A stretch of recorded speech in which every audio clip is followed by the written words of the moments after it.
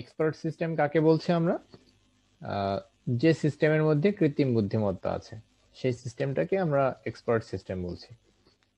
তো এক্সপার্ট সিস্টেমের ব্যবহার কোথায় দেখো, এক্সপার্ট সিস্টেম রোগ নিরাময়ে ব্যবহার করা হয়, বিভিন্ন ডিজাইনের ত্রুটি সংশোধন করার জন্য, জেট বিমান চালানোর জন্য। জেট বিমান কেন, এখন তো তোমার ড্রোন চালাচ্ছে তাই না, ড্রোন চলছে যেগুলা তৈরি করা হচ্ছে ড্রাইভার ছাড়া, নিজে নিজে স্বয়ংক্রিয়ভাবে চলতেছে। সামনে কোনো অবস্টাকল দেখলে সে নিজে নিজেই সেটাকে ওভারকাম করছে। সেগুলা সব এক্সপার্ট সিস্টেম। আচ্ছা, এখন আমরা পড়বো robotics. This is very important. এখান থেকে প্রচুর কোশ্চেন হয় রোবোটিক্স থেকে। যেমন আর্টিফিশিয়াল ইন্টেলিজেন্স থেকে কিন্তু তেমন কোশ্চেন হয় না ডেফিনেশন ছাড়া। এক্সপার্ট সিস্টেম নিয়ে হয়তো দু একটা কোশ্চেন হয়, বাট রোবোটিক্স থেকে প্রচুর কোশ্চেন হয়। So we have to have a closer look on this. এটা আমাদের খুব মনোযোগ জায়গার সাথে দেখতে হবে। আচ্ছা, প্রথমে আমরা জানবো রোবট কি, তারপর জানবো রোবোটিক্স কি। রোবট এবং রোবোটিক্স এর মধ্যে একটা পার্থক্য আছে, এই জিনিসটা তোমরা গুলিয়ে ফেলো এবং তোমরা যখন অ্যান্সার লিখো রোবোটিক্স এর ডেফিনেশন আসলে অনেকে রোবটের ডেফিনেশন দিয়ে দেয়, আবার রোবটের ডেফিনেশন আসলে রোবোটিক্স এর ডেফিনেশন দিয়ে দেয়। সো এটা করা যাবে না।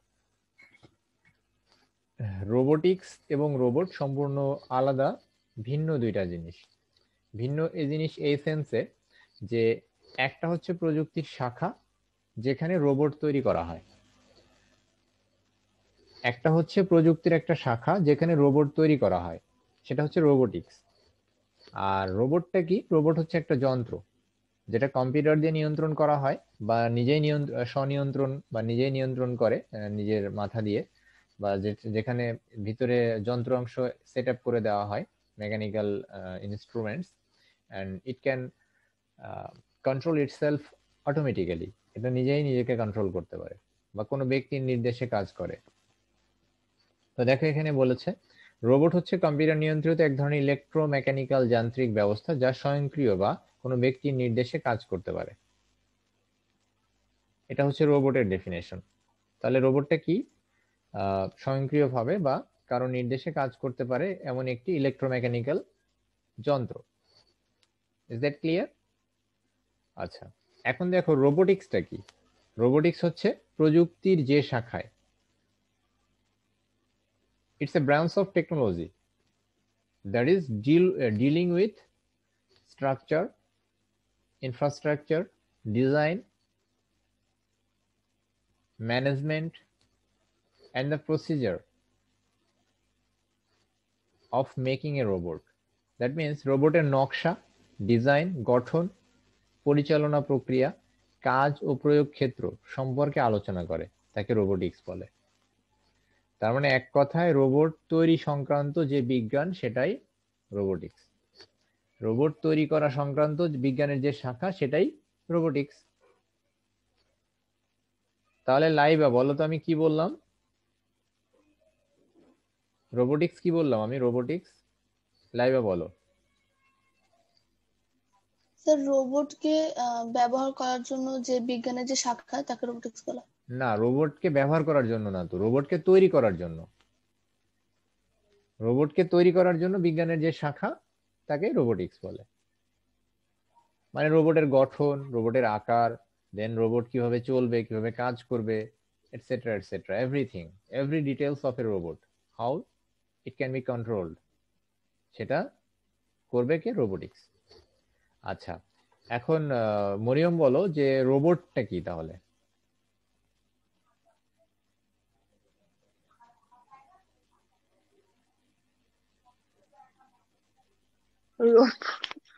হ্যাঁ হ্যাঁ বলো। স্যার ডেফিনেটলি না না না, আমি ডেফিনিশন বলা লাগবে না, তুমি যেটা বুঝেছো সেটা বলো।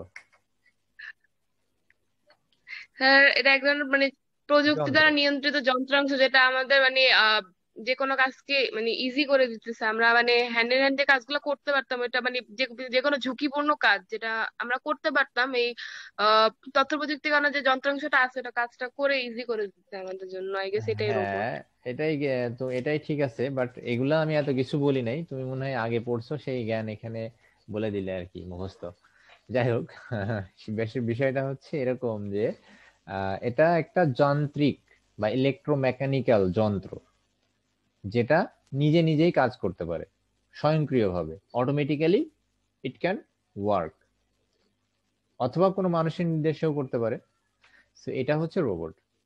আচ্ছা, এখন দেখো একটি সাধারণ রোবটের নিচের অংশগুলো থাকে। এটা খুবই ইম্পর্টেন্ট যে একটা রোবটের অংশগুলো কি কি, বা একটা রোবটে কি কি অংশ থাকে। তো দেখো এখানে একটা ফিগার দেওয়া হয়েছে, একটা রোবটের ছবি দিয়েছি। এই রোবটের ছবিতে তার বিভিন্ন যন্ত্রাংশগুলা উল্লেখ করে দেওয়া হয়েছে। দেখো মাথার অংশটা চিহ্নিত করে দেওয়া হয়েছে কন্ট্রোলার, মানে মানুষের যেমন ব্রেন থাকে এটার ঠিক তেমনি কন্ট্রোলার, এটা চিপস থাকে। তোমরা, আমি জানি না বেম্যাক্স বা বিগ হিরো 6 মুভিটা দেখেছো কিনা। বিগ হিরো 6 নামে একটা মুভি আছে, সেখানে একটা রোবট ইউজ করা হয়েছে, যে রোবটটা এক্সপার্ট রোবট, সে হচ্ছে ডক্টর। তো যদি না দেখে থাকো মুভিটা দেখতে পারো, খুবই মজার একটা মুভি, বিগ হিরো 6। তো সে অনেক কাজ করে, অনেক হেল্প করে, এরকম আর কি, হলিউডের মুভি। তো এখানে দেখো এর স্ট্রাকচারটা অনেকটা ওটার মতোই। তো এখানে মাথার এখানে কন্ট্রোলার আছে, দেন এর হাতগুলাকে বলা হয় অ্যাকচুয়েটর। এই যে হাতগুলা দেখো, অ্যাকচুয়েটর। অ্যাকচুয়েটরকে কিন্তু, অ্যাকচুয়েটর মানে হচ্ছে যেটা দিয়ে সে কোনো কিছু হোল্ড করতে পারে বা ধরতে পারে। তো এর মেকানিক্যাল সিস্টেম বা চ্যাসিস, যেটা পুরো বডির যে অংশটা, বা আমরা যেটাকে কঙ্কাল বলি আমাদের শরীরের, মানে অবয়ব যেটা। আর এরপর আসছে পাওয়ার সাপ্লাই আছে, যেটা দিয়ে শরীরে পাওয়ার দেওয়া হয়, মানে কারেন্ট প্রবাহিত করা হয়। যেমন আমরা ব্যাটারি বলতে পারি, ব্যাটারি দিয়ে চলতে পারে। হতে পারে যে আমাদের যেমন খাবার প্রয়োজন আমাদের শরীরে, এদের শরীরে পাওয়ার প্রয়োজন বা হচ্ছে কারেন্ট প্রয়োজন, তাছাড়া তো এটা চলতে পারবে না। এরপরে হচ্ছে বিভিন্ন সেন্সর আছে, যে দেখো এই পাশে একটা সেন্সর বসানো আছে। মানে সেন্সর, কি কি সেন্সর থাকতে পারে? ক্যামেরা সেন্সর, যেটা দিয়ে সে দেখবে, চোখ। এরপর সে মাইক সেন্সর, যেটা দিয়ে সে কথা বলবে। অবস্টাকল সেন্সর, যে সামনে কোনো অবজেক্ট আছে কিনা বা কিছু আছে কিনা সেগুলো চিহ্নিত করবে, সে অনুযায়ী চলবে। এবার লাইট সেন্সর। এছাড়া আরো কিছু সেন্সর থাকতে পারে, যেমন টেম্পারেচার সেন্সর, যে তাপমাত্রা নিয়ন্ত্রণ মানে দেখতে পাবে। তারপরে হচ্ছে আরো বিভিন্ন ক্লোজ, বিভিন্ন হচ্ছে আমাদের উদ্দেশ্য, এগুলা হচ্ছে মেইন যে এগুলা সব রোবটেই থাকতে পারে। আর আমাদের যে উদ্দেশ্যে আমরা রোবটটা তৈরি করব সেই অনুযায়ী আমাদের বিভিন্ন সেন্সর থাকতে পারে। তাহলে আমরা কি কি পড়লাম? Control system. কন্ট্রোল সিস্টেমের কাজ কি? রোবটের ব্রেন, মানে আমরা আমাদের যেমন মাথা কাজ করে, ঠিক তেমনি রোবটকে কন্ট্রোল করার জন্য এর কন্ট্রোল সিস্টেম দরকার। এরপর হচ্ছে পাওয়ার সিস্টেম। পাওয়ার সিস্টেম কি করে? শক্তি সরবরাহ করে। আমাদের যেমন খাবার, ঠিক তেমনি রোবটের হচ্ছে বিদ্যুৎ প্রবাহিত করা হয়। এরপর হচ্ছে ইলেকট্রিক সার্কিট। ইলেকট্রিক সার্কিট গুলাতেই আসলে মানে বিদ্যুৎ ইয়েটা দেওয়া হয়, মানে পাওয়ারটা প্রোভাইড করা হয় আর কি। যেমন আমাদের বাসার বিভিন্ন ইলেকট্রিক, তোমার ইয়েতে ফোনে চার্জ দেওয়ার জন্য পোর্ট আছে না, সার্কিট বসানো আছে না, ঠিক ওই রকম আর কি। এরপর হচ্ছে অ্যাকচুয়েটর। অ্যাকচুয়েটরের কথা তো বললাম, এই যে হাতের অংশটা বা পায়ের এই অংশটাকেও আমরা অ্যাকচুয়েটর বলতে পারি, যেটা দিয়ে কোনো কিছু হোল্ড করে আর কি। এরপর আসছে সেন্সর। সেন্সরের কথাও তো বললাম, যেটা দিয়ে কিছু সেন্স করা হয়। ক্যামেরা হতে পারে, বা হচ্ছে আমাদের সামনে কোনো অবস্টাকল হতে থাকলে সেটা, বা টেম্পারেচার কত তাপমাত্রা আছে সেটা, এরকম বিভিন্ন সেন্সর আছে। এরপর আছে ম্যানিপুলেশন। রোবটের আশপাশের বস্তুগুলোর অবস্থান পরিবর্তন বা বস্তুটি পরিবর্তন করার পদ্ধতিকে এটা দরকার নাই। এটা তো আমাদের এটার কোনো অংশ না, এটা দরকার নাই। এটা আমি, এটা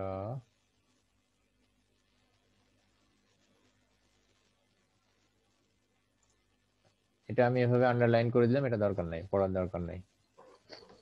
ঠিক আছে। এরপর হচ্ছে মুভেবল বডি। মুভেবল বডি মানে হচ্ছে এই যে পুরো শরীরটা, যেটা দিয়ে রোবট কন্ট্রোল করতে পারে আর কি। রোবটের চাকা, যান্ত্রিক পা, স্থানান্তর করার যন্ত্রপাতি, এইগুলো আর কি। তাহলে আমরা মোটামুটি জানলাম রোবটের হচ্ছে কি কি থাকে: control system, power system, electric circuit, actuator, sensor, movable body. ঠিক আছে। মোট 5টা থেকে 6টা অংশ তোমরা বলবা। তাহলে এভাবে তোমাদের ফিগারটা এঁকে দেওয়ার দরকার নাই। অনেকে মনে করে যে স্যার তাহলে কি ফিগার এঁকে দিব, না, ফিগার দরকার নাই। যদি আসে রোবটের কি কি উপাদান থাকে বা কি কি অংশ নিয়ে একটা রোবট গঠিত, এই উপাদানগুলোর নাম বলে দিবা। আর যদি বর্ণনা দিতে বলে 1-2 লাইনের বর্ণনা দিবা। আচ্ছা, এখন আসছে রোবটের বৈশিষ্ট্য। একটা রোবটের কি কি বৈশিষ্ট্য থাকতে পারে? রোবট সফটওয়্যার নিয়ন্ত্রিত বা সুনির্দিষ্ট কোনো কাজ দ্রুত ও নিখুঁতভাবে সম্পন্ন করতে পারে। তো একটা রোবট দিয়ে আসলে কি কাজ করা যায়? রোবট মানুষের জন্য যে কাজগুলো ঝুঁকিপূর্ণ, ওই যে মরিয়ম যে কথাটা বললো, ঝুঁকিপূর্ণ কাজ, মানুষ যেগুলা করতে বোর ফিল করে বা যেগুলো মানুষের জন্য করা কষ্টসাধ্য, তারপরে মানুষের জন্য রিস্কি, রোবট সেই কাজগুলাই করবে। তো রোবট বিরতিহীন ভাবে কাজ করতে পারে। রোবট যে কোনো ঝুঁকিপূর্ণ বা অস্বাস্থ্যকর স্থানে কাজ করতে পারে। ময়লা ফেলার জন্য বাইরের দেশ কান্ট্রিগুলো থেকে কিন্তু রোবট ইউজ করে অনেক জায়গায়। এটি ঘুরতে ও স্থানান্তরিত হতে পারে। রোবট পূর্ব থেকে দেওয়া নির্দেশ অনুযায়ী কাজ করে। দূর থেকে লেজার রশ্মি বা রেডিও সিগন্যালের সাহায্যে রোবট নিয়ন্ত্রণ করা যায়। এরপর আসছে রোবটের উল্লেখযোগ্য ব্যবহার। এটা থেকেই আসলে আমাদের মেইনলি কোশ্চেন হয় যে রোবটের ব্যবহারগুলো কোথায় কোথায়, সেখান থেকে কোশ্চেন হয়। তো রোবট দেখো কোথায় ব্যবহার করা হয়। কম্পিউটার এইডেড ম্যানুফ্যাকচারিং, বিশেষ করে যানবাহন ও গাড়ির কারখানা। দেখো আমরা যে বাইক চালাই বা আমাদের যে বড় বড় গাড়ি, বিভিন্ন যে টয়োটা বা হচ্ছে এই এই গাড়িগুলা সেট করে কিন্তু রোবট দিয়ে। তোমরা কি জানো এটা? এটা কিন্তু রোবট সেট করে, মানুষ সেট করে না কিন্তু। এগুলা কিন্তু হচ্ছে যে বড় বড় মানে ভারী ভারী যন্ত্রাংশ, এগুলা রোবট নিজেরা হোল্ড করে করে জায়গাগুলো সেট করে, এই জন্য একটু অ্যাকুরেট হয়।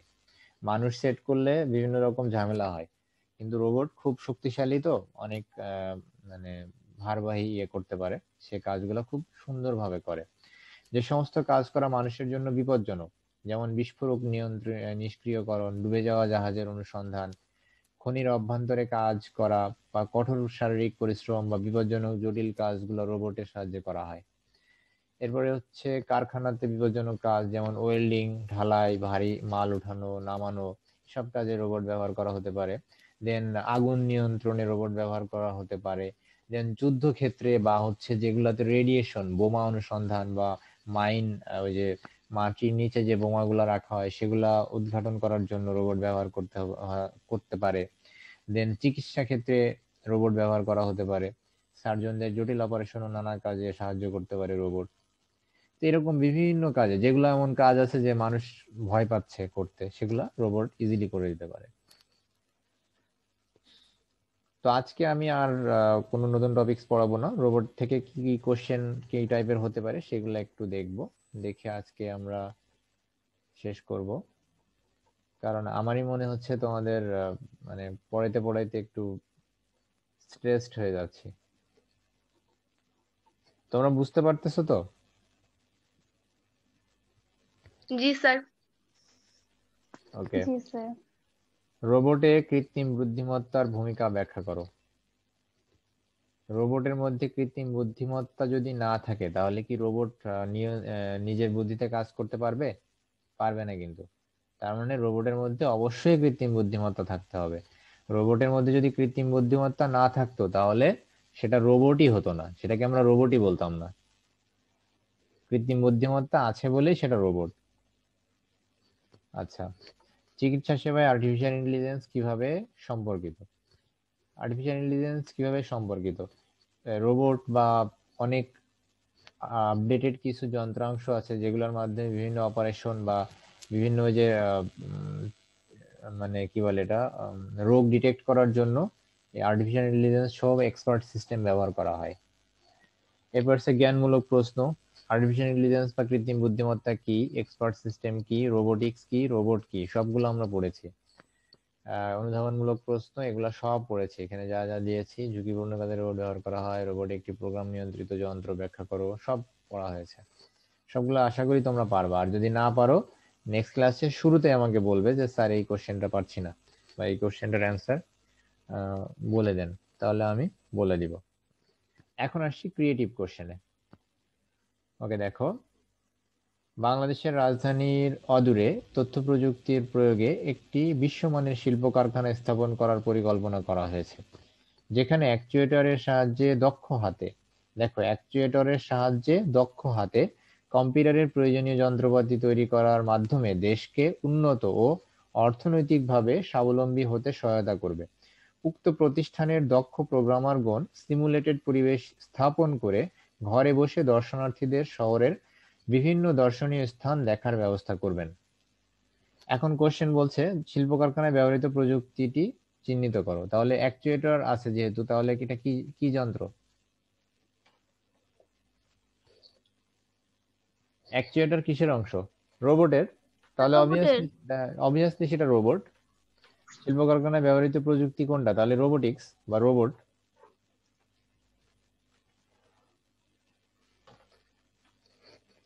যদি বলো যে শিল্প কারখানায় ব্যবহৃত হয়েছে কি, রোবট, তাই না, রোবট ব্যবহার করা হয়েছে। আর যদি প্রযুক্তির নাম বলে তাহলে বলবা রোবোটিক্স। ঠিক আছে, যে কোনো একটা বললেই হয়েছে, তুমি রোবটের কথা বললেই মার্কস পেয়ে যাবা। আচ্ছা, এবার বলছে উদ্দীপকটি পড়ো এবং উত্তর দাও। রাজধানীর একটি বস্তিতে বৈদ্যুতিক শর্ট সার্কিটের কারণে আগুন ধরে যায়। দ্রুত সময়ের মধ্যে ফায়ার সার্ভিসের কর্মীরা উপস্থিত হয়, কিন্তু আগুনের তীব্রতা অনেক বেশি হয়, তারা ভিতরে প্রবেশ করতে পারছিল না। ফলে তারা একটি বিশেষ যন্ত্র ব্যবহার করে আগুন নিয়ন্ত্রণে নিয়ে আসে। তাহলে আগুন নিয়ন্ত্রণ করে বিশেষ যন্ত্র কি? রোবট। রোবট। আচ্ছা, উদ্দীপকে উল্লেখিত যন্ত্রটির প্রভাব বিশ্লেষণ করো। এখন প্রভাব বিশ্লেষণ করতে গেলে তোমাকে ওই ব্যবহারগুলো বলতে হবে, কি কি ব্যবহার, মানে সেটা দিয়ে কি কি কাজ করা হয়, এটাই তো প্রভাব। ওকে,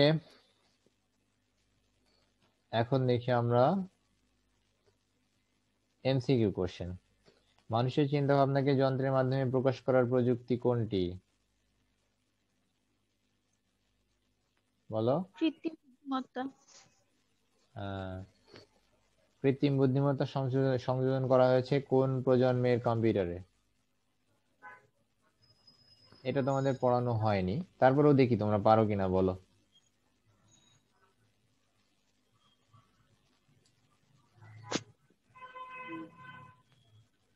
পঞ্চম প্রজন্ম। হ্যাঁ, কৃত্রিম বুদ্ধিমত্তা শব্দটির সাথে সর্বপ্রথম সকলকে পরিচয় করিয়ে দেন কে? বলো। John McCarthy. হ্যাঁ, প্রথম পরিচয় করিয়ে দিয়েছেন উনি, কিন্তু জনক না। হ্যাঁ, জনক কিন্তু আরেকজন।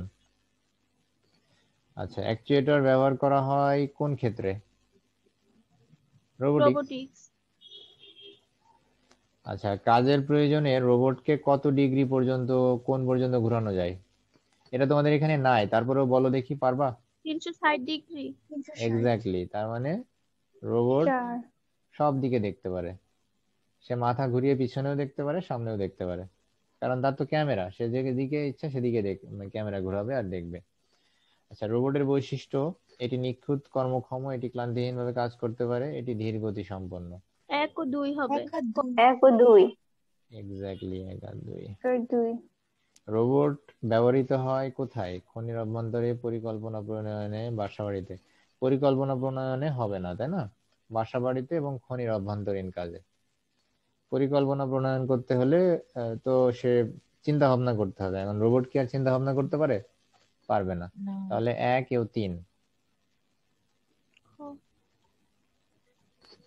রোবটের ভিতরে যে বুদ্ধিগুলা সেট আপ করে দেওয়া হয়েছে, শুধুমাত্র তার সেই বুদ্ধিগুলাই আছে, সে তো আর চিন্তা করতে পারে না মানুষের মতো, তার মানে সে পরিকল্পনা করতে পারবে না। আচ্ছা, 8 ও 9 নম্বরের প্রশ্নের উত্তর দাও। সম্প্রতি ডিজিটাল মেলা উদ্বোধনকালে মাননীয় প্রধানমন্ত্রীর সাথে সোফিয়া নামে একটি যন্ত্র মানবের কথোপকথন হয়।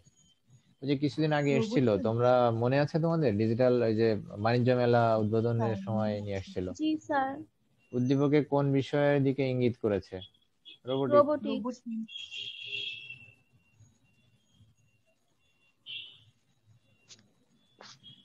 উদ্দীপকে ব্যবহৃত প্রযুক্তির ফলে শিশুদের বুদ্ধির বিকাশ ঘটবে, মানুষের কর্মস্পৃহা বাড়বে, মানবিক মূল্যবোধ বাড়বে, শিল্প কারখানায় ব্যয় কমবে। শিল্প কারখানার ব্যয় কমবে।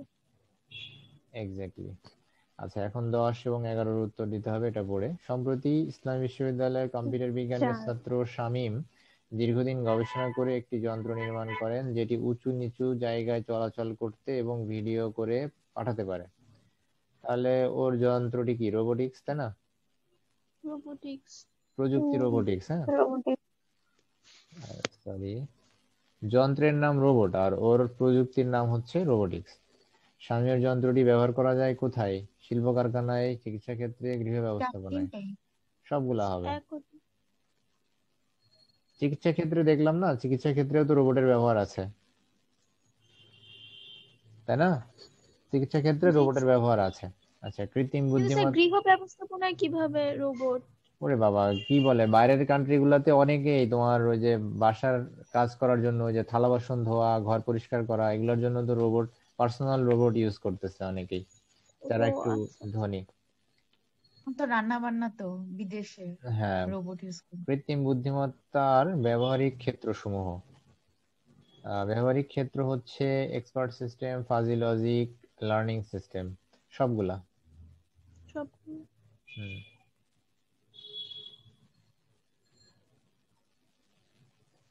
তাহলে ক্রায়োসার্জারি আমরা নেক্সট ক্লাসে পড়বো।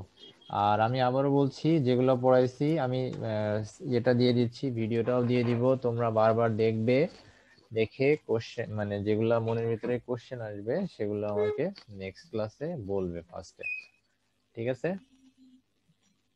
ওকে স্যার। ওকে। ওকে আর স্যার। তোমাদের কারো যদি কোনো প্রবলেম হয়,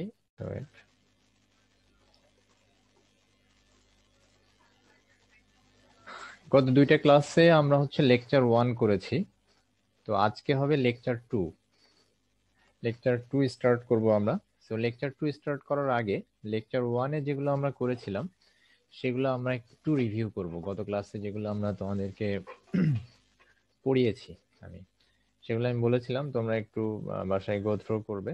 হ্যাঁ, এখানে কিছু ক্রিয়েটিভ এবং এমসিকিউ টাইপ কোশ্চেন ছিল,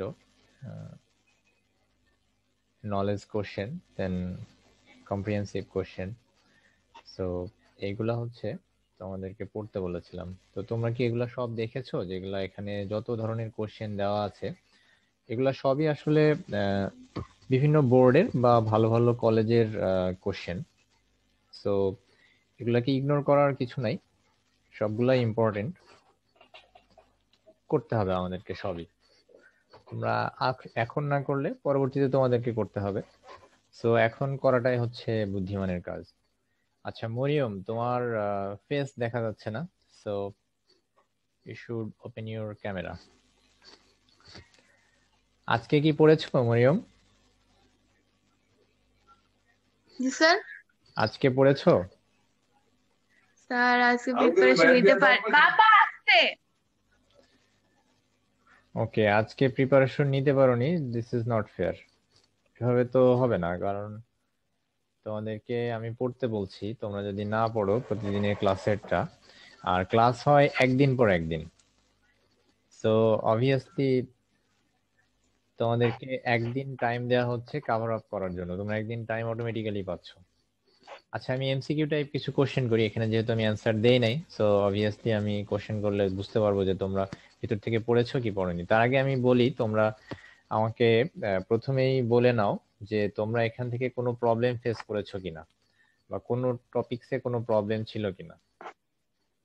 আচ্ছা লাইবা, তুমি তো গত ক্লাসে ছিল না তাই না? জি স্যার। হ্যাঁ, তোমাকে বলেছিলাম যে ভিডিও লেকচারটা দেখতে, তুমি এবং আরেকজন ছিল না, সামহাও কোনো একটা প্রবলেমের কারণে। দেখেছো ভিডিও লেকচারটা? জি স্যার। Okay fine. তাহলে এখন আমি কোশ্চেন করব। মরিয়ম তুমি অ্যান্সার দিবে ফার্স্টে, যেহেতু তুমি পড়োনি বলতেছো।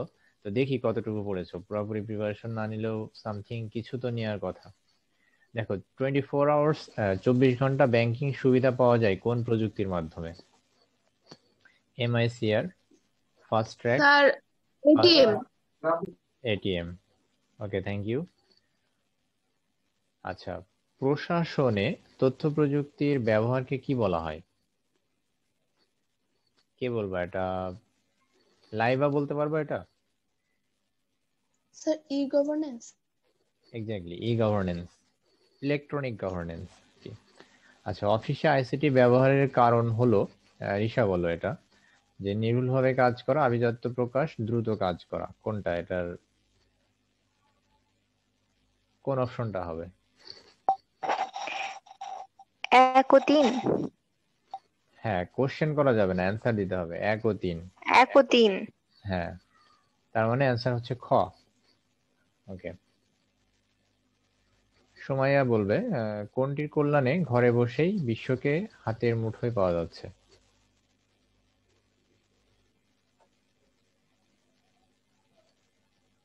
স্যার ইন্টারনেট, হ্যাঁ, অবভিয়াসলি ইন্টারনেট। Mobile phone. না স্যার, ইন্টারনেটই হবে। সরি। আসলে এখানে যে অপশনগুলো আছে তার ভিতরে মোবাইল ফোন এবং ইন্টারনেট এই দুইটার ভিতরে হচ্ছে কনফিউশন, তাই না?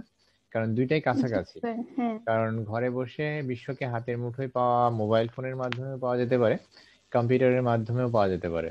তো এখানে মোবাইল ফোনের চেয়ে ইন্টারনেটটা হচ্ছে সুইটেবল অ্যান্সার। তো আমার মনে হয় ইন্টারনেটটা তোমরা হচ্ছে বেস্ট অপশন হিসেবে দিবা, কারণ ইন্টারনেটের মাধ্যমে তোমরা হচ্ছে কম্পিউটারের সাহায্যও পেতে পারো, দেন ট্যাবলেটের মাধ্যমে পেতে পারো, not only mobile phone. Mobile phone মানে বিশ্বকে হাতের মুঠোয় পাওয়ার জন্য শুধু মোবাইল ফোন থাকলে হবে না, তোমাকে ইন্টারনেটটা অবভিয়াসলি থাকতে হবে। ইন্টারনেটের মাধ্যমে মোবাইল ফোন ছাড়াও তুমি পেতে পারো, ট্যাবলেট ইউজ করতে পারো বা কম্পিউটার ইউজ করতে পারো। সো সুইটেবল অ্যান্সার আসলে internet. So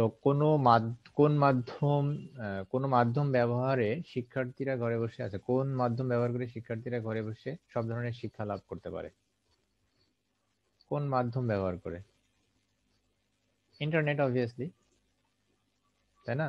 computer, radio, internet, TV, তাহলে অবভিয়াসলি ইন্টারনেট।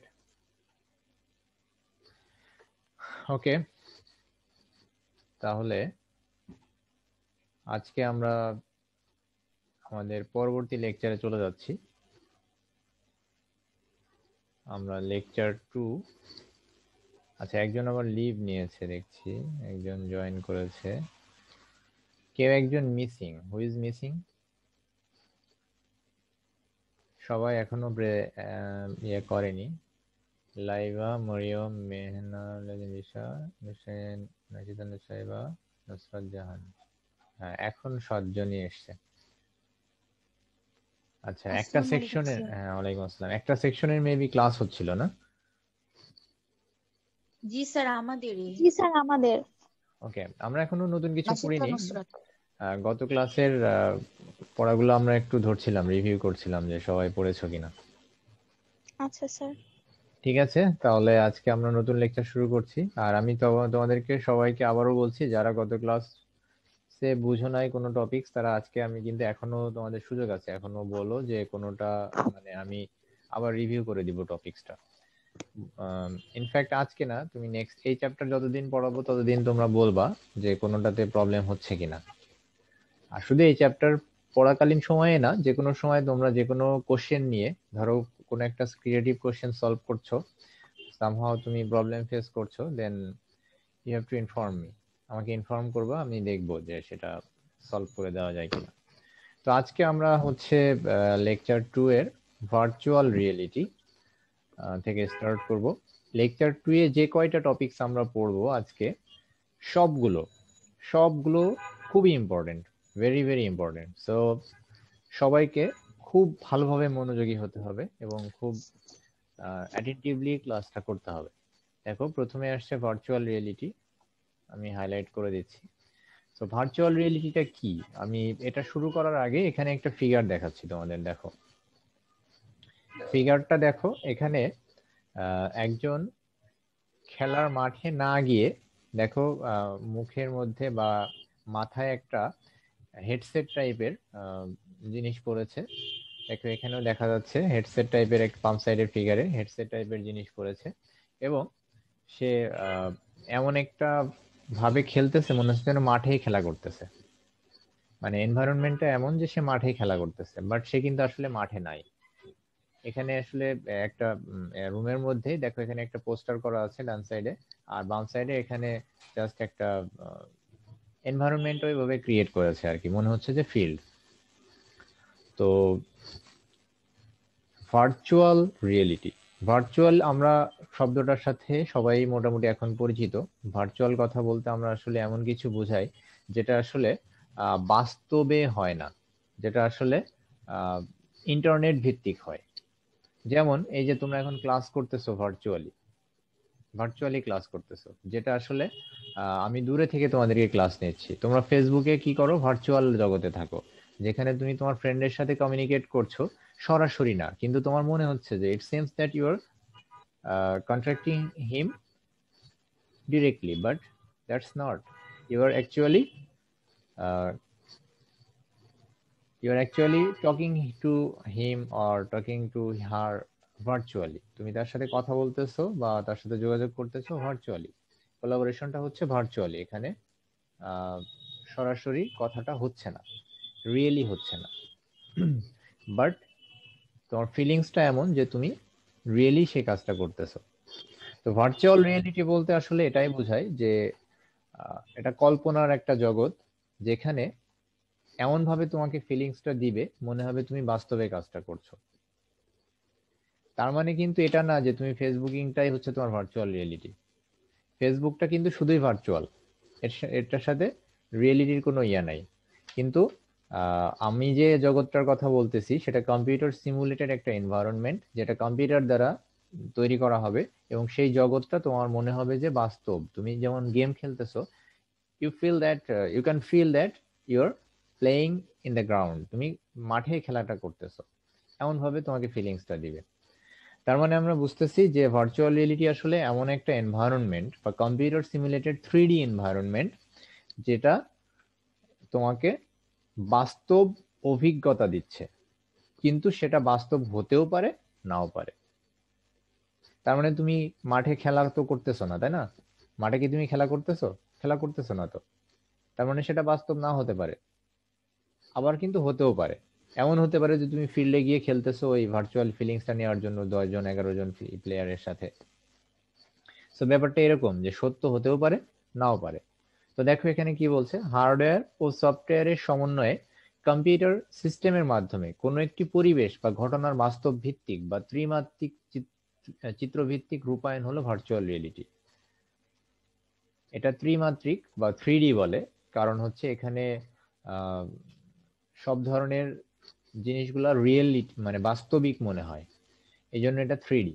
আচ্ছা, কম্পিউটার প্রযুক্তির মাধ্যমে কৃত্রিম পরিবেশকে এমনভাবে তৈরি উপস্থাপন করা হয় যা ব্যবহারের কাছে সত্য ও বাস্তব বলে মনে হয়, তাই না? তাহলে এটা যদি কঠিন লাগে তাহলে এটা বলতে পারো যে কম্পিউটার প্রযুক্তির মাধ্যমে কৃত্রিম পরিবেশকে এমনভাবে তৈরি উপস্থাপন করা হয় যা ব্যবহারের কাছে সত্য বলে মনে হয়, এটাকেই ভার্চুয়াল রিয়েলিটি বলে। এই লাইনটাও দিতে পারো, আবার এটাও দিতে পারো। একটা টেকনোলজি দিয়ে বলেছে আর একটা হচ্ছে সহজ বাংলায় বলেছে, তো যে কোনো একটা দিতে পারো। তোমরা কি আমার কথা বুঝতেছো? প্লিজ যদি না বুঝতে পারো তাহলে কিন্তু অবশ্যই বলবে যে স্যার আমরা এটা বুঝতেছি না বা এরকম প্রবলেম হচ্ছে। আচ্ছা, এখন কথা হচ্ছে ভার্চুয়াল রিয়েলিটিটা সর্বপ্রথম নিয়ে এসেছে কে? এটা বহুল মানে বহুল ভাবে এটা কোশ্চেনটা জিজ্ঞেস করা হয় তোমাদের বিভিন্ন পরীক্ষায়। ইন 1962 মর্টন এল হেলগি প্রথম ভার্চুয়াল রিয়েলিটির আত্মপ্রকাশ করেন তার সেন্সেরোমা স্টিমুলেটর নামক যন্ত্রের মাধ্যমে। তাহলে 1962 সালে মর্টন এল হেলগি, এই নামটা মনে রাখবা। আচ্ছা, তো এখানে ভার্চুয়াল রিয়েলিটির মাধ্যমে একটা সিমুলেটেড এনভায়রনমেন্ট ক্রিয়েট করে তোমাদেরকে দেখানো হয়েছে, বাট এই এনভায়রনমেন্টটা ক্রিয়েট করার জন্য what are the elements you are going to need, কি কি উপাদান তোমার প্রয়োজন হবে, সেই উপাদানগুলোর নাম আমরা এখানে দেখব। দেখো, ভার্চুয়াল রিয়েলিটি বা ভার্চুয়াল সিস্টেম তৈরির উপাদান সমূহ, এটা 2বার বা 3বার পরীক্ষাতে এসেছে, শুধু নামগুলো আর কি বলতে বলেছে 2 মার্কসের জন্য। তো ইফেক্টরের কাজটা কি, যেটা হচ্ছে বিভিন্ন রকম ইফেক্ট দিবে। ধরো সাউন্ড ইফেক্ট হতে পারে, বা হচ্ছে পরিবেশ, ধরো একটা ভৌতিক পরিবেশ বা তুমি একটা জঙ্গলের ভিতর দিয়ে হেঁটে যাচ্ছ, এরকম একটা ফিলিংস পেতে চাচ্ছ, তাহলে কি করবা? তোমার ভৌতিক একটা পরিবেশ তৈরি করতে হবে এবং সে ধরনের সাউন্ড ক্রিয়েশন করতে হবে, তাই না? এই যে দেখবা তোমরা যে ভূত এফএম শুনো না, ভূত এফএম যদি কখনো শুনে থাকো দেখবা যে ওখানে বিভিন্ন রকম সাউন্ড ক্রিয়েট করে, ইফেক্ট দেয়, এগুলোকে বলা হয়। তো ইফেক্টর হলো বিশেষ ধরনের ইন্টারফেস ডিভাইস যা ভার্চুয়াল রিয়েলিটি পরিবেশের সাথে সংযোগ সাধন করে, যেমন হেড মাউন্টেড ডিসপ্লে। এই যে দেখো হেড মাউন্টেড ডিসপ্লে, এটার মধ্য দিয়ে এই ইফেক্টরটা কাজ করে। এরপর হচ্ছে রিয়েলিটি সিমুলেটর, এটি এক ধরনের হার্ডওয়্যার যা ইফেক্টরকে সংবেদনশীল তথ্য সরবরাহ করে। এই যে ইফেক্টর যেটা, এটাকে তথ্য সরবরাহ করে। রিয়েলিটি সিমুলেটরটা কি করে? ইফেক্টরটাকে ইনফরমেশন প্রোভাইড করে। আচ্ছা, অ্যাপ্লিকেশন হচ্ছে সফটওয়্যার আর কি। এটা বিভিন্ন সিমুলেশন সফটওয়্যার, যেমন অটোডেস্ক বা হচ্ছে ডিভিশন। এটা অ্যাপ্লিকেশন মানে হচ্ছে সফটওয়্যার, এটা তোমরা তো জানো যে তোমাদের মোবাইলের অ্যাপ্লিকেশন, এগুলাকে তোমরা অ্যাপ বলো না? অ্যাপ বলো যেটাকে, সেটাই কিন্তু অ্যাপ্লিকেশন আর কি। তো এটা যে কোনো ধরনের অ্যাপ্লিকেশন হতে পারে। এরপর হচ্ছে জিওমেট্রি হচ্ছে কোথায় তুমি আছো বা ওই জায়গাটার অবস্থাটা কেমন। জিওমেট্রি মানেই কিন্তু হচ্ছে ভৌগোলিক অবস্থান, জিও মানে হচ্ছে ভৌগোলিক, ঠিক আছে, আর মেট্রি মানে হচ্ছে পরিমাপ। সো ভৌগোলিক অবস্থাটা কোথায়, ভৌগোলিক মানে যে জায়গাটা তুমি অবস্থান করছো সেই জায়গাটার বাহ্যিক বৈশিষ্ট্য বা সেই জায়গাটা কেমন সেটার সম্পর্কে এটা তোমাকে বলবে আর কি, ইফেক্টটা দিবে। তো এই হচ্ছে 4টা উপাদান, এই 4টা উপাদান তোমরা পড়ে ফেলবে, মুখস্থ করে ফেলবে। ব্যাখ্যাগুলো না পড়তে পারলেও এই নামগুলা মুখস্থ করবে যে ভার্চুয়াল রিয়েলিটির উপাদানগুলো কি কি। আচ্ছা, এখন আমরা দেখব ভার্চুয়াল রিয়েলিটি কোথায় ব্যবহার করা হয়। দেখো আমাদের ক্রিয়েটিভ কোশ্চেন গুলা কিন্তু এইখান থেকেই আসে, যে ভার্চুয়াল রিয়েলিটির ব্যবহার কোথায় কোথায় কোথায় ব্যবহার করা হয়, সেই সব জায়গা থেকে আমাদের কিন্তু কোশ্চেন গুলা আস্ক করে। তাহলে আমরা এখন দেখব যে ভার্চুয়াল রিয়েলিটিটা কোথায় ব্যবহার করা হচ্ছে। তো ভার্চুয়াল রিয়েলিটি দেখো প্রথমে বলছে প্রকৌশল ও বিজ্ঞান। তো আমি এই কথাটা বলার আগে, প্রকৌশল এবং বিজ্ঞান বিষয়ে কথা বলার আগে আমি তোমাদেরকে একটা উদাহরণ দিব যেটা বাস্তব ক্ষেত্রে ভার্চুয়াল রিয়েলিটির ব্যবহার। এখন মনে করো যে আমি বলতেছি যে আমি যে তোমাদেরকে যে একটু আগেই বললাম যে এখানে গেম খেলতেছে, এবং তোমার এমন ভাবে গেম খেলতেছে যেখানে প্লেয়ার নাই, কিন্তু মনে হচ্ছে সে 10টা-12টা প্লেয়ারের সাথে খেলতেছে, ফুটবল খেলতেছে ভার্চুয়াল রিয়েলিটির মাধ্যমে, এবং এমন ভাবে খেলতেছে মনে হচ্ছে সে মানে রিয়েলি খেলতেছে। আবার দেখো ড্রাইভিং করতেছে, অনেকে ওই যে গাড়ির গেম খেলে না, দেখবা যে ড্রাইভিং সিটে ওই ওই ধরনের সিটও পাওয়া যায়, কিন্তু দেখবা যে হচ্ছে গেম খেলার জন্য একটা স্পেশাল চেয়ার পাওয়া যায়, ওই চেয়ারটার দামই প্রায় 20-25 হাজার টাকা। ওই চেয়ারটা অনেকেই কিনছে এখন গেম খেলার জন্য, এবং সেই চেয়ারে বসে খেললে তোমার সেখানে স্টিয়ারিং থাকবে। তারপরে ভার্চুয়ালি গেম খেলার জন্য অনেক ধরনের যে ইকুইপমেন্টস গুলো লাগবে সেগুলো সেখানে অ্যাটাচ করা আছে। তো সেখান থেকে সে স্টিয়ারিং ধরবে, গাড়ি গিয়ারে দিবে, দেন হচ্ছে অ্যাক্সিলারেটর চাপবে, এভাবে গাড়ি ড্রাইভ করবে। যার ফলে কি হয় দেখো, সে বাস্তবিক একটা নলেজ পায়। এটা কিন্তু বাস্তবে যেরকম হয় না গাড়ি ড্রাইভ করা, সেখানেই কিন্তু সে ওখানে পারছে। যার ফলে কি হয়, সে বাস্তবে সে ড্রাইভিংটা শিখে যায় কিন্তু, মানে হয়তো একবারে ফিল্ড লেভেলের এক্সপেরিয়েন্সটা তার হবে না, কিন্তু সে কোন কাজ কিভাবে করতে হয়, ওই যে অনেক সময় বিভিন্ন মুভিতে দেখবা দেখায় যে সে আসলে ভার্চুয়ালি এরোপ্লেন চালিয়েছে, তো ইমার্জেন্সি মুহূর্তে তাকে এখন এরোপ্লেন চালাইতে হচ্ছে। এগুলো মুভি টুভিতে মানে বেশি দেখা যায় আর কি। তো তার মানে হচ্ছে ব্যাপারটা এমন যে সে প্র্যাকটিক্যাল একটা এক্সপেরিয়েন্স সে আসলে কিন্তু গ্যাদার করতেছে। তোমরা কি আমার পয়েন্টটা বুঝতে পেরেছো? সবাইকে জি আমি- স্যার। কেউ না বুঝলে কিন্তু জি স্যার। অবশ্যই বলবে যে স্যার এটা বুঝতেছি না, এটা ক্লিয়ার হচ্ছে না। তো তার মানে হচ্ছে এই যে 3D ইফেক্টর বা এটার মাধ্যমে আমাদের একটা প্র্যাকটিক্যাল এক্সপেরিয়েন্স হচ্ছে। তার মানে তুমি ড্রাইভিং প্রশিক্ষণের জন্য প্রথমেই ওই যে রাস্তায় গিয়ে জ্যাম না লাগিয়ে বা রাস্তায় গিয়ে অ্যাক্সিডেন্ট না করে তুমি প্রাথমিক জ্ঞানটা কিন্তু এই ভার্চুয়াল রিয়েলিটির মাধ্যমে নিতে পারো। এরপর এরোপ্লেন, এই যে কিছুদিন আগেও বাংলাদেশের 2জন পাইলট মারা গেছে হচ্ছে এরোপ্লেন ড্রাইভিং করতে গিয়ে, মানে প্রশিক্ষণ এর সময়। তো তারা যদি ভার্চুয়াল রিয়েলিটির মাধ্যমে একটা প্র্যাকটিক্যাল বা প্রাথমিক একটা ট্রেনিং নেয়, তাহলে কি হবে, তাহলে অ্যাক্সিডেন্টের হারটা কমে যাবে। যে সে আগেই একটা নলেজ গ্যাদার করেছে, সে আগেই জানে কিভাবে চালাইতে হয়, তাহলে নর্মালি হচ্ছে প্র্যাকটিক্যাল লাইফে গিয়ে সে তার ইয়েটা কমে যাবে, মানে রিস্কটা কমে যাবে। তো এই ধরনের আহ, সুবিধাগুলো আমরা পেতে পারি। আচ্ছা, এখন আমরা দেখব প্রকৌশল ও বিজ্ঞান ক্ষেত্রে কি কি অবদান রাখছে ভার্চুয়াল রিয়েলিটি। বিজ্ঞানের জটিল বিষয় নিয়ে গবেষণা, দৈনন্দিন জীবনে বিজ্ঞানের ব্যবহার বৃদ্ধি ও সহজীকরণ, গবেষণালব্ধ ফলাফল বিশ্লেষণ উপস্থাপন, বৈজ্ঞানিক যন্ত্রপাতির ব্যবহার, প্রয়োগবিধি, ইন্ডাস্ট্রিয়াল প্রসেসের সিমুলেশন তৈরি, এসব কাজ এগুলো ভার্চুয়াল রিয়েলিটির মাধ্যমে করা যায়। আমি একটা এক্সাম্পল দিই।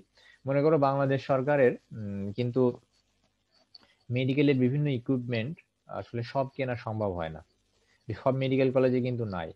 কিন্তু ভার্চুয়াল রিয়েলিটির মাধ্যমে তারা কিন্তু এই নলেজটা গ্যাদার করে যে ওই মানে ওই জিনিসটা কিভাবে চালাইতে হয় সেটা কিন্তু শিখে ফেলে।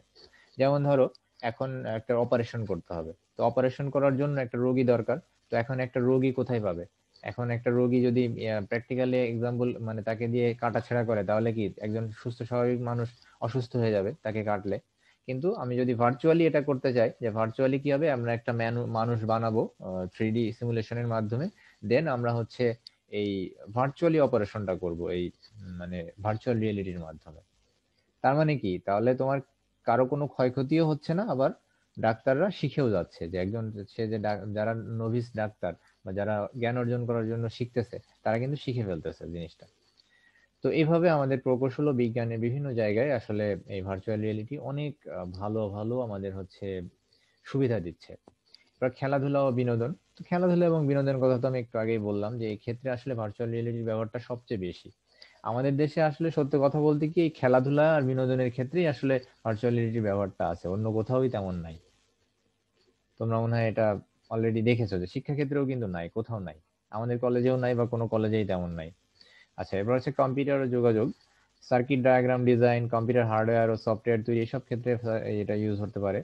এরপর হচ্ছে ব্যবসা বাণিজ্য। ব্যবসা বাণিজ্যে মনে করো যে আহ, এর মাধ্যমে ক্রেতাগণ পণ্যের গুণগত মান যাচাই করতে পারে, পণ্যের ব্যবহারের ক্ষতিকারক দিক বা পার্শ্ব প্রতিক্রিয়া নিরূপণ করতে পারে। যেমন ভার্চুয়ালি আমরা সেগুলার সবকিছু দেখাইতে পারি, যে মানুষকে সচেতন করতে পারি যে এটা ব্যবহার করলে এরকম হতে পারে বা ওইভাবে হতে পারে। মানে প্র্যাকটিক্যালি একদম পুরা মানে আমাদের বাস্তব। এই যে যেমন তোমরা একটা জিনিস খেয়াল করেছো কিনা জানি না, বিভিন্ন রিয়েল এস্টেট কোম্পানি একটা জায়গায় দেখা যাচ্ছে যে এখনো ভরাটি করে নাই জায়গাটা, কিন্তু সেখানে তারা এই বিভিন্ন ইফেক্ট টিফেক্ট দিয়ে দেখায় যে সেখানে বড় বড় বিল্ডিং হয়ে গেছে, একেবারে ইকো সিটি, ইকো পার্ক, মানে বিশাল বড় বিল্ডিং। অথচ তুমি বাস্তবে সেখানে যেয়ে দেখবে কিচ্ছু নাই। তো এগুলা কি এই ধরনের ভার্চুয়াল রিয়েলিটির বিভিন্ন উপাদান ব্যবহার করেই কিন্তু এগুলা করে থাকে, 3D ইফেক্টর দিয়ে। তো শিক্ষাক্ষেত্রে কি হতে পারে? শিক্ষাক্ষেত্রে ভার্চুয়ালিটির অনেক প্রভাব রয়েছে। জটিল ও কঠিন বিষয়গুলো সহজে উপস্থাপন করা, পাঠদানের বিষয়টি সহজে চিত্রাকর্ষক ও হৃদয়গ্রাহী করা। এই যেমন মনে করো যে আমি যদি এখন ভার্চুয়ালিটির মাধ্যমে তোমাদেরকে শিক্ষা দেখাইতে পারতাম, তাহলে এই জিনিসটাই দেখা যাচ্ছে যে আমি তোমাদেরকে উপস্থাপন করতে পারতাম যে ভার্চুয়ালিটির মাধ্যমে তুমি এই কাজগুলো করতে পারো। তোমাকে দেখা যাচ্ছে যে গেম খেলাইলাম, বা হচ্ছে তোমাকে যে কোনো গবেষণার ক্ষেত্রে বিভিন্ন জায়গায় স্পেসিফিকেশন গুলা দেখাইলাম ভার্চুয়াল রিয়েলিটির মাধ্যমে। এই কাজগুলা কিন্তু ভার্চুয়াল রিয়েলিটির মাধ্যমে আমি তোমাদের সরাসরি দেখাইতে পারতাম, যদি আমার সেই ক্ষমতা থাকতো যে ভার্চুয়াল রিয়েলিটি আমি ইফেক্টটা তৈরি করতে পারতাম। স্বাস্থ্যসেবা বা হচ্ছে চিকিৎসা ক্ষেত্রে কিভাবে বলে, আমি তো বললামই যে ডাক্তাররা কিভাবে প্রশিক্ষণ নেয়। এবার গেমস তৈরিতে ব্যবহার হতে পারে। ড্রাইভিং নির্দেশনা, একটু আগে বললাম যে ড্রাইভিং এর ক্ষেত্রে আমরা গাড়ি চালনা করার জন্য বা ড্রাইভিং এর ক্ষেত্রে এটার একটা ব্যবহার হতে পারে। আচ্ছা, সেনাবাহিনীর প্রশিক্ষণ। সেনাবাহিনীর প্রশিক্ষণে দেখো নতুন নতুন যুদ্ধাস্ত্র সব কিন্তু আমাদের অ্যাভেলেবেল নাও থাকতে পারে। ধরো আমেরিকার একটা অস্ত্র আছে, সেই অস্ত্রটা আমাদের দেশে নাই এই মুহূর্তে, তো সেটার ব্যবহারটা তো আমাদের শিখতে হবে। তো সেই যে জিনিসটা নাই সেই জিনিসটা আমরা এই 3D এনভায়রনমেন্টের মাধ্যমে তৈরি করব, করে সেটা আমরা হচ্ছে ভার্চুয়ালি শিখবো সেই জিনিসটা। যদি কখনো অ্যাভেলেবেল হয় তাহলে তো আমাদের সৈন্যরা তাহলে সেটা পাইলেই তখন শিখে গেল, মানে আগেই সে যখন নলেজ অর্জন করছে, তখন পরবর্তীতে যখন সেটা যখন হাতে পাচ্ছে তখন সে ইজিলি সেটা নিয়ে কাজ করতে পারবে। নৌবাহিনী প্রশিক্ষণ, নগর পরিকল্পনা, মহাশূন্য অভিযান। মহাশূন্য অভিযানে তো ভার্চুয়াল রিয়েলিটির প্রচুর ব্যবহার রয়েছে, কারণ এই এখন বর্তমানে আমরা বিজ্ঞানীরা ওই তোমার বিভিন্ন ড্রোন পাঠাচ্ছে আর দেশে বসে বা পৃথিবীতে বসে সেগুলা নিয়ন্ত্রণ করছে, এবং 3D এর মাধ্যমে সেখানকার জিনিসগুলো দেখতেছে। তো এগুলা অনেক ভালো একটা প্রভাব রয়েছে। এরপর ইতিহাস ও ঐতিহ্য। ইতিহাস ও ঐতিহ্য, মনে করো যে তুমি জাদুঘরে গেলা, জাদুঘরে গিয়ে তো আমাদের দেশে জাদুঘরগুলা কিরকম, যে সেখানে নর্মাল জিনিসপত্র সব রয়েছে।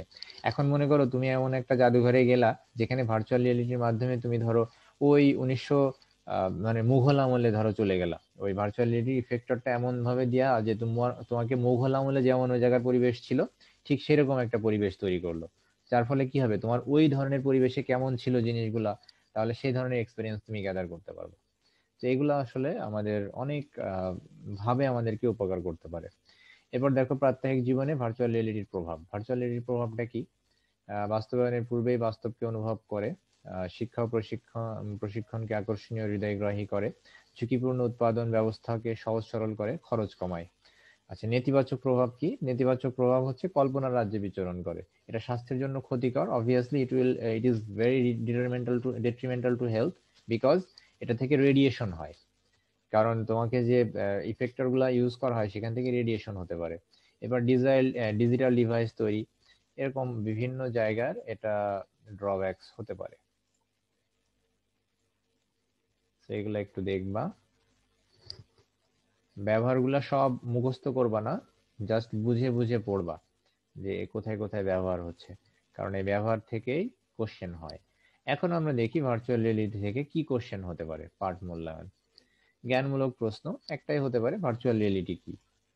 তো ভার্চুয়াল রিয়েলিটি কি সেটা নিশ্চয়ই আমাদের এখন আর বলা লাগবে না, আমরা অলরেডি জেনে নিয়েছি। আচ্ছা, এখন এরপরে বলছে অনুধাবনমূলক প্রশ্ন, বাস্তবে অবস্থান করে কল্পনাকে ছুঁয়ে দেখা সম্ভব, ব্যাখ্যা করো। এখানে আমি দিয়ে দিয়েছি। তো বাস্তবে অবস্থান করে কল্পনাকে ছুঁয়ে দেখা সম্ভব হয় কার মাধ্যমে? ভার্চুয়াল রিয়েলিটির মাধ্যমে। তো কম্পিউটার এবং তথ্য প্রযুক্তির জ্ঞানকে কাজে লাগিয়ে অবাস্তব জিনিসকে আমরা কাল্পনিক জগতে আমরা দেখতে পারি। বাস্তব প্রাণবন্ত করে উপস্থাপন করাকে ভার্চুয়াল রিয়েলিটি বলে। এক্ষেত্রে বাস্তবে অবস্থান করেও কল্পনার বিষয়গুলোকে স্পর্শ করা যায়। অ্যান্সারটা দিয়ে দেওয়া হয়েছে এখানে। এছাড়া আরো কিছু দেওয়া আছে, দেখো প্রশিক্ষণের ক্ষেত্রে ভার্চুয়াল রিয়েলিটির প্রয়োজনীয়তা। প্রশিক্ষণের ক্ষেত্রে তো বললাম, ওই যে ড্রাইভিং, তারপরে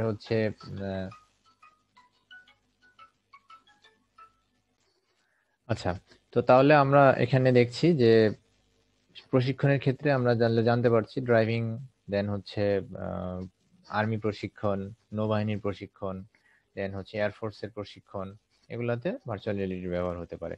ভার্চুয়াল রিয়েলিটি কিভাবে আমাদের উপকার করে, ব্যাখ্যা করো।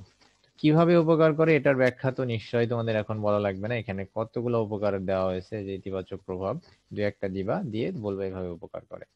আচ্ছা, প্রাত্যহিক জীবনে ভার্চুয়াল রিয়েলিটির প্রভাব ব্যাখ্যা করো। এটা প্রযুক্তি ব্যবহারের মাধ্যমে নিরাপদে ড্রাইভিং সম্ভব, ব্যাখ্যা করো। তো নিরাপদে ড্রাইভিং সম্ভব কিভাবে ব্যাখ্যা করব, যে আমরা ভার্চুয়াল রিয়েলিটির মাধ্যমে অনেকখানি ড্রাইভিংটা শিখে ফেলবো বাসায় বসে, দেন আমরা প্র্যাকটিক্যাল লাইফে গিয়ে ড্রাইভিং করব, যার ফলে আমাদের আগে কিছু নলেজ থাকবে, যে কারণে এটা নিরাপদ হয়ে যাবে, আমরা রিস্ক ফ্রি হবে। ওকে, এখন কোশ্চেন হতে পারে ক্রিয়েটিভ কিভাবে হয়। ক্রিয়েটিভ গুলা দেখো। তো দেখি, সেজান শিক্ষা সফরে ঢাকা এসে বঙ্গবন্ধু নব থিয়েটারে পরিদর্শনে যায়। আচ্ছা, তোমরা কেউ গিয়েছো এখানে? এনিওয়ান? স্যার অনেক ছোট থাকতে গিয়েছি। আর কেউ? জি স্যার। আচ্ছা, যদি ছোট থাকতে গিয়ে থাকো তাহলে বড় থাকতে এখন একটু গিয়ে দেখে আসবা। ওখানে তোমাদের এরকম কিছু পরিবেশ তৈরি করা হয় যেখানে তোমার ওই যে মহাকাশের যে জিনিসগুলা সেগুলা দেখা যায়। দেন এখন অবশ্য বঙ্গবন্ধুর মনে হয় বিভিন্ন লাইফ হিস্ট্রি দেখায়, বা এরকম কিছু। আর এর সাথে সাথে আরো অনেক গুরুত্বপূর্ণ জিনিসও দেখায়, যে মহাকাশের বিভিন্ন জিনিসপত্র। তো সেখানে কিন্তু এই ভার্চুয়াল রিয়েলিটির মাধ্যমে অনেক কিছু দেখানো হয় সেখানে। আচ্ছা দেখো এখানে কি বলছে, সেখানে সে কৃত্রিম পরিবেশে সে জগতের, সৌরজগতের হবে এটা, সরি এখানে একটু ভুল হয়েছে, সৌরজগতের। হ্যাঁ, এখানে আমি একটু ঠিক করে দেই।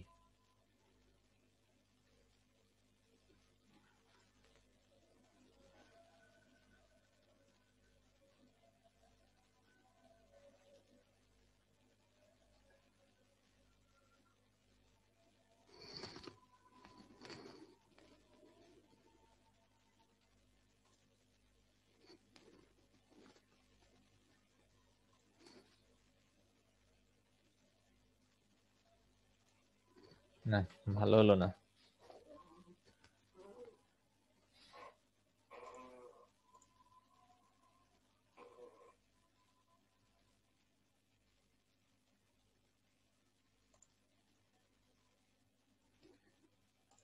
আচ্ছা, এটা পরে আমি ঠিক করে দেবো। হ্যাঁ, স্যার আমরা বুঝে নেব না। আচ্ছা ঠিক আছে। সৌরজগতের দৃশ্যগুলি দেখে সেজান মহাকাশ ভ্রমণরত একজন নভোচারীর মতো রোমাঞ্চকর অনুভূতি অনুভব করলো। পরবর্তীতে সেজান তার বন্ধুদের সাথে তার অভিজ্ঞতা বিনিময় করে এবং তারা মহাকাশ জ্ঞান চর্চা নামে ক্লাব গড়ে তোলে। এখন দেখো বলছে কোশ্চেন, যে উদ্দীপকে কোন প্রযুক্তি ব্যবহার করা হয়েছে, ব্যাখ্যা করো। তাহলে অবভিয়াসলি এখানে কোন প্রযুক্তি?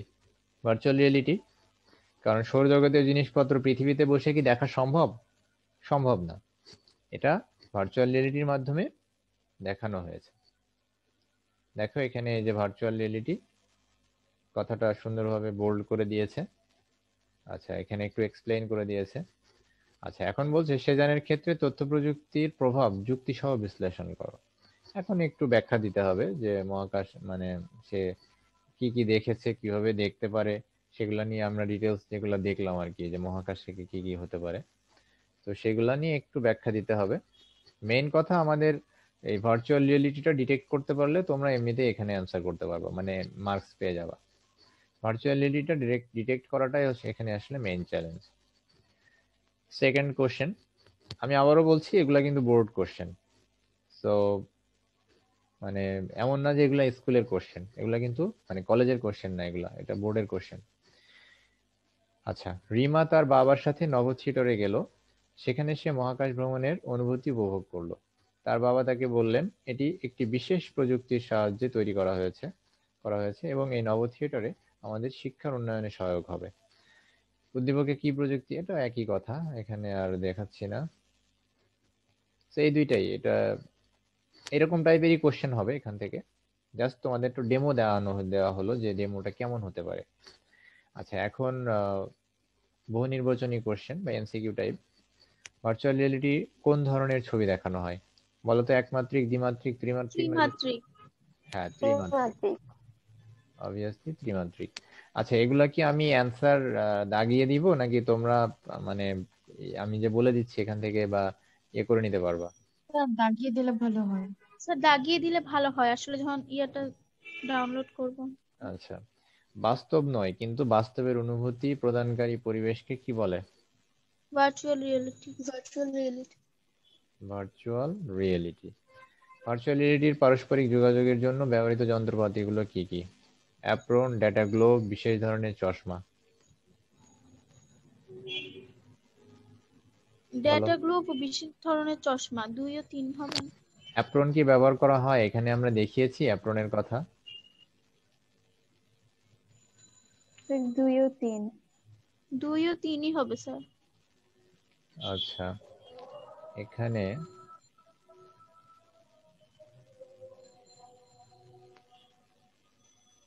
অ্যাপ্রন ব্যবহার করে না কিন্তু একটা বডি স্যুট ইউজ করে। Yes sir. সো অ্যাপ্রন কথাটা নাই, সো বডি স্যুট হয় একটা, মানে তাহলে কি স্যার অ্যাপ্রনও করব? না, অ্যাপ্রন তো না, এটা হচ্ছে বডি স্যুট। আচ্ছা, এটা কি অ্যাপ্রন বলা যায়? মানে একটা স্পেশাল টাইপ অফ পোশাক একটা পরতে হয়। হ্যাঁ, তাহলে তোমরা তিনটাই দিবা, তা তিনটাই হবে, আচ্ছা। কারণ ওটাকে ওইটা মিন করেই বলেছে। ভার্চুয়ালিটির প্রয়োগ হচ্ছে কোথায়? সবগুলা। ভার্চুয়াল রিয়েলিটি পরিবেশ তৈরিতে ব্যবহার করা হয় সবগুলো। সবগুলো। 4 নাম্বার সব। তো এগুলো অবশ্যই দেখবা। এর সাথে সাথে তোমাদের বইয়ে আরো বেশি থাকতে পারে কোশ্চেন, আর আমি তো টপিকস ওয়াইজ দিয়েছি, একটা টপিকস এর উপরে এগুলো কোশ্চেন গুলো পড়ার পর তোমাদের আমি জাস্ট আইডিয়া দেওয়ার জন্য যে কি টাইপের কোশ্চেন হয়। তো বাকিটা কিন্তু তোমরা কভার আপ করে নিবা। আচ্ছা, এখন দেখবো আমরা কৃত্রিম বুদ্ধিমত্তা বা আর্টিফিশিয়াল ইন্টেলিজেন্স। কৃত্রিম বুদ্ধিমত্তা, কৃত্রিম মানে হচ্ছে কি নকল। তো যা কিছু মহান আল্লাহ তাআলা তৈরি করে দিয়েছেন সবই ন্যাচারাল, আর মানুষ যেটা তৈরি করে সেটা হচ্ছে কৃত্রিম। যেমন মানুষের যে বুদ্ধি, এটা কি ন্যাচারাল, ন্যাচারাল ইন্টেলিজেন্স। কিন্তু মানুষ যে বুদ্ধিটা তৈরি করছে, মানুষ এই যে যন্ত্রের মধ্যে মানুষ বুদ্ধিমত্তা দিচ্ছে, এই জন্য এটাকে বলা হয় কৃত্রিম বুদ্ধিমত্তা। মানে এই যে মানুষ তৈরি করছে এই জন্য এটা কৃত্রিম। তার মানে যা কিছু মানুষ তৈরি করবে সবই হচ্ছে কৃত্রিম বা নকল। আর ইউনিক জিনিস, মৌলিক, এগুলা সব তৈরি করে রেখেছে কে? আল্লাহ তাআলা, আমাদের সৃষ্টিকর্তা এগুলা সবই তৈরি করে রেখেছেন। তো মানুষ যেটাই তৈরি করবে সেগুলাই হচ্ছে কৃত্রিম। তো এই যে মানুষ যেভাবে চিন্তা করে, মানুষের মতো চিন্তা ভাবনা বা বুদ্ধি, এইগুলা যখন যন্ত্রের মধ্যে প্রয়োগ করা হয় তখন সেটাকে বলবো কৃত্রিম বুদ্ধিমত্তা। তাহলে মানুষের মতোই বুদ্ধিমত্তা, তো মানুষের বুদ্ধিকে বলছি আমরা ন্যাচারাল বা প্রাকৃতিক, আর যন্ত্রের মধ্যে যখন সেটা প্রয়োগ করা হচ্ছে তখন সেটাকে বলা হয় কৃত্রিম। তাহলে কৃত্রিম বুদ্ধিমত্তা ব্যাপারটা কি বুঝতে পেরেছো? সবাইকে জিজ্ঞেস করছি, মরিয়ম তুমি বুঝেছো? স্যার বাসায় একটু আরেকবার রিভাইজ করলে হয়তো মানে ফ্লস গুলা বের হবে। আরে তোমার বাসায় রিভাইজ করার তো পরের কথা, তুমি এখন বলো তুমি আমরা এই বুঝতে পারছি, আপাতত বুঝতে পারছি। আপাতত তুমি এই যে বাসায় গত ক্লাসেরটা তো পড়োনি, তাইলে তো ওটার সমাধান কখনোই হবে না। এখন বুঝে হ্যাঁ যেতে হবে, হবে। বাসার জন্য বসে থাকলে হবে না। আমি তোমাদেরকে পড়াচ্ছি, তুমি এখন বুঝেছো কিনা সেটা বলবা। তার মানে কৃত্রিম কোনটা, যেটা মানুষ তৈরি করছে। সো মানুষের বুদ্ধিমত্তাটা ন্যাচারাল, আর মানুষের মতোই বুদ্ধিমত্তা যখন যন্ত্রের মধ্যে দেওয়া হচ্ছে তখন সেটা কৃত্রিম। তো দেখো, মানুষ যেভাবে চিন্তা ভাবনা করে কৃত্রিম উপায়ে কোনো যন্ত্রকে সেভাবে চিন্তা ভাবনা করার সক্ষমতার রূপদান করাকে কৃত্রিম বুদ্ধিমত্তা বলে। কৃত্রিম বুদ্ধিমত্তার জনক ব্রিটিশ বিজ্ঞানী ও গণিতবিদ অ্যালান টুরিং। ইনি হচ্ছে কৃত্রিম বুদ্ধিমত্তার জনক। ঠিক আছে?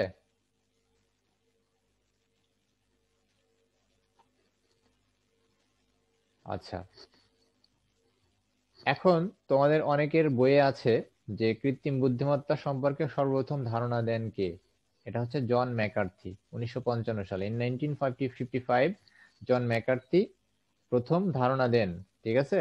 আর জনককে অ্যালান ম্যাথিসন টুরিং। এটা মনে রাখবা, কিন্তু একজন জনক আর একজন হচ্ছে প্রথম ধারণা দেন। আচ্ছা, তাহলে আর্টিফিশিয়াল ইন্টেলিজেন্স কি?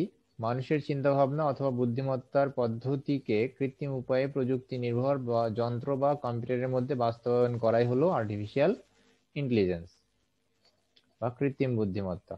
এখানে সুন্দর করে দেওয়া হয়েছে, এখানে দেওয়া হয়েছে, যেটা ভালো লাগে সেটা পড়বা। স্যার হ্যাঁ বলো। স্যার অ্যালান টুরিং কি প্রথম ধারণা দেন? না, অ্যালান টুরিং হচ্ছে কৃত্রিম বুদ্ধিমত্তার জনক, father of AI, artificial intelligence. আর প্রথম ধারণা দেন এই যে এটা জন ম্যাকার্থি, এই যে ইনি। জন।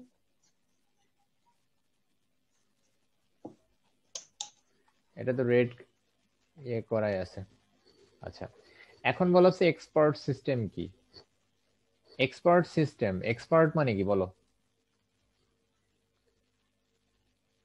এক্সপার্ট মানে হচ্ছে দক্ষ। হ্যাঁ, তো মানুষ তো নরমালি দক্ষ হয়, তো কোনো একটা স্পেশাল কাজে দক্ষ করে যন্ত্রকে তৈরি করা হয়, এবং সেই কৃত্রিম বুদ্ধিমত্তা যখন যন্ত্রের মধ্যে দিয়ে দেওয়া হবে তখনই সেটা এক্সপার্ট সিস্টেম হয়ে যাবে। মানে যন্ত্র তো নরমালি হচ্ছে নিজের বুদ্ধিতে কাজ করতে পারে না, তো যন্ত্রের মধ্যে যখন তুমি বুদ্ধিমত্তা প্রয়োগ করবা তখনই সে কিন্তু এক্সপার্ট হয়ে যাবে। এই যে দেখো, এক্সপার্ট সিস্টেম হলো কম্পিউটার নিয়ন্ত্রিত এমন একটি সিস্টেম যা মানুষের চিন্তা ভাবনা করার দক্ষতা এবং সমস্যা সমাধানের সক্ষমতাকে একত্রে ধারণ করে। তার মানে সে সমস্যার সমাধানও করতে পারে, আবার মানুষের মতো চিন্তাও করতে পারে। দেখো, নরমালি মানুষের কিন্তু অনেক বেশি সক্ষমতা নাই। মানুষ যে ক্যালকুলেশন করে, যে সময় নেয়, কম্পিউটার সেটা করতে কিন্তু সেকেন্ডেরও কম সময় নেয়, তাই না? তো এখন কম্পিউটারের যদি এই হিসাব করার ক্ষমতাও থাকতো, মানুষের মতো বুদ্ধি থাকতো, তাহলে কি কম্পিউটার দিয়ে অনেক ভালো কাজ করতে পারতো? তো ঠিক সেটাই বলা হচ্ছে যে এই এক্সপার্ট সিস্টেম হচ্ছে ওইটা যেটা একই সাথে বুদ্ধিমত্তাও থাকবে এবং এবং সে নিজেও কিছু কাজ করতে পারবে। মানে সে মেশিনের মধ্যে যদি কৃত্রিম বুদ্ধিমত্তা প্রয়োগ করো তখন সেটাকে এক্সপার্ট সিস্টেম বলা হবে। সিম্পল কথা বলে দিবা যে যখন যন্ত্রের মধ্যে কৃত্রিম বুদ্ধিমত্তা প্রয়োগ করা হয় তখন তাকে এক্সপার্ট সিস্টেম বলে। আচ্ছা, এখন তো কেটে যাবে, তোমরা এখনই আবার জয়েন করো। হ্যাঁ।